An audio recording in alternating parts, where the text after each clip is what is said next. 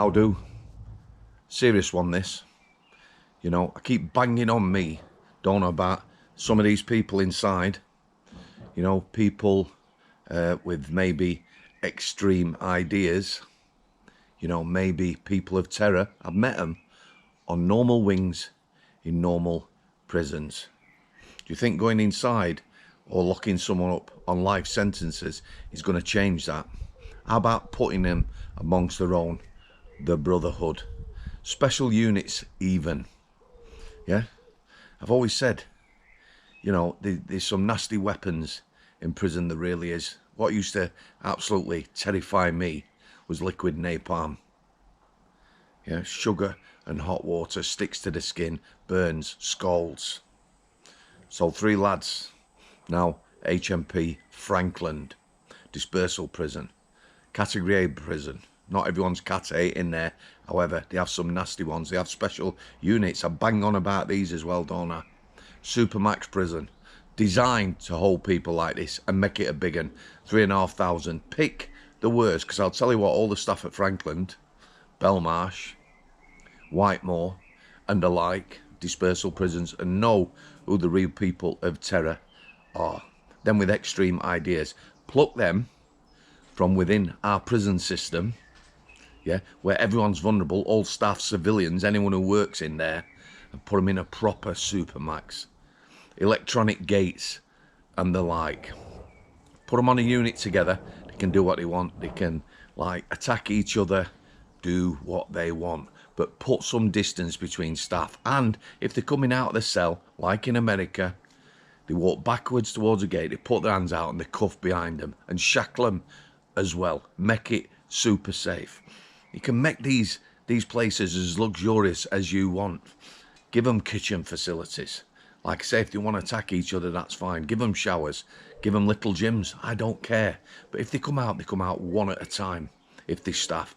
And they're cuffed, shackled at all times. Even spit hoods. You know, we're not allowed to use spit hoods in this country.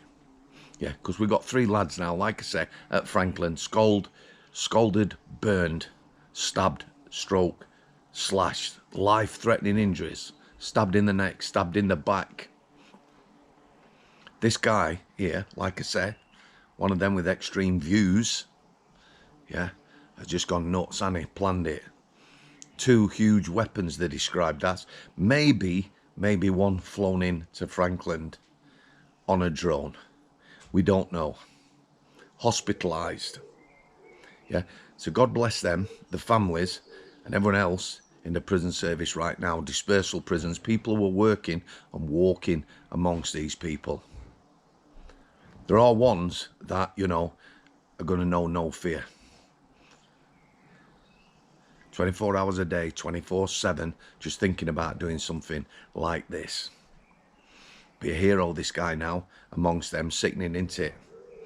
Meanwhile, our politicians sit safely in the House of Parliament debating things, don't they? Human rights and the like.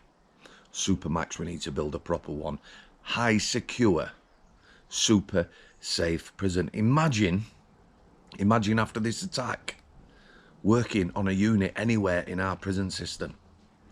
Yeah? Because it gets round this. People will hear about it and there'll be other people thinking, yeah, I'll have some of that. You know, I'm going to get opportunities, and they do. Cooking oil. Boiling hot cooking oil thrown over you, then stabbed and slashed. Life-threatening injuries.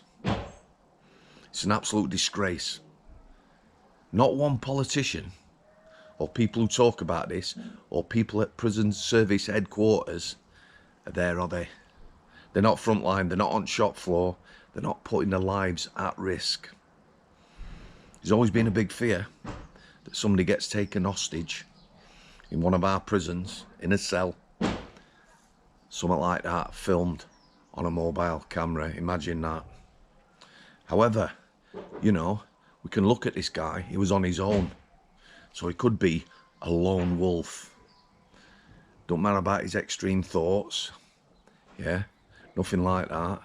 Don't matter, he might be a person of terror, he's a lone wolf, he worked on his own. Nothing to do with his ideology or the brotherhood, certain religion, culture, third world violence. violent disorder, none of that. No, nothing to do with that. Just a lone wolf, yeah? Just imagine now, you can't.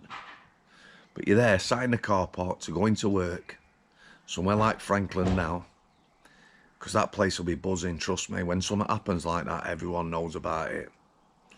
Might well be on lockdown. That's not good either.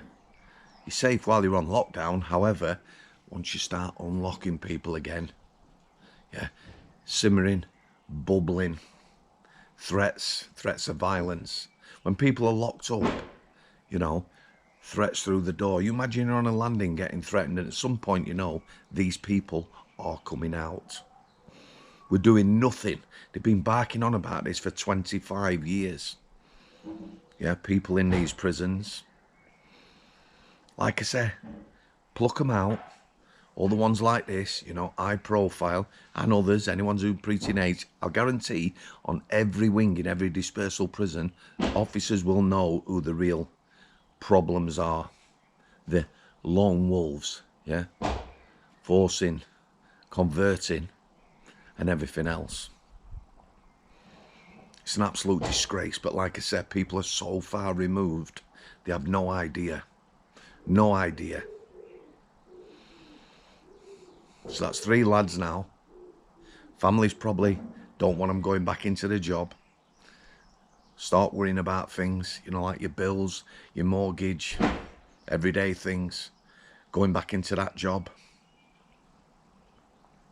Let's hope now somebody gets their finger out, they have a look at the problem and they really start looking at it. Because there's people like this come in every day. They're not in prison. Yeah, they're not being checked. Putting them in hotels. Check out some of these hotels now, stuff that's going on. There's talk of abuse. Lasses who've come with them, being sort of, shall we say, pimped out. Yeah, maybe come in drug dens and the like. Crime hubs. 3, 4, 5-star hotels we're paying for, networking, all working together. What an absolute disgrace. So we're gone again. All prison officers, you know, people say this, you know, stay safe, keep safe. You can't when you're working with people like this. Yeah, they're just waiting. At some point, everybody drops the guard. Shocking state of affairs. Let's see what happens, eh? Let's see if there's any outrage. Let's see what the prison minister's got to say. Prison Service Headquarters. POA, Prison Officers Association. I think it's called Mark Fairhurst has already said we need to start looking how we manage these people now. We needed to start looking 25 years ago. But nobody listens. Nobody cares. They're not in danger. They're not turning up to work. They haven't got the threat of violence from when you open up to when you leave the prison, constantly hanging over you. Truly shocking. It really is. So yeah, God bless them officers, the families, all the staff who have to turn up and keep working. Yeah, it's got to affect morale, this. And don't forget, we've got the youngest prison officer population ever. Least experience. No managers with experience, or very few. Yeah, and no idea with recruitment and training. And people way above my pay grade saying it's down to the officers to pick these people out. These lone wolves, you know, who might be preaching to other people. Pun intended. Pick them out. It's up to the officers. We need to train them better. Are you fucking kidding? I'm just going to leave it there, guys. Like I said, everyone who's turning up tomorrow to work, because people will hear about this, absolutely shocking. And the staffing numbers, let's just mention that before we go. When I was in the job, England and Wales, about 34,000 officers. And we struggled. We've since built more prisons. Maybe 10 prisons. And there's round about 24,000 officers, if that. My point is, there's less staff than there's ever been.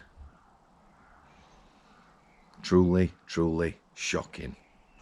Scalded, burned, stabbed, life-threatening injuries. I'm just going to leave it there, guys. Thanks for your continued support.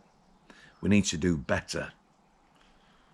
We need to look at the security of our prisons, security of our borders, country, and we need to stand together. I'll see thee.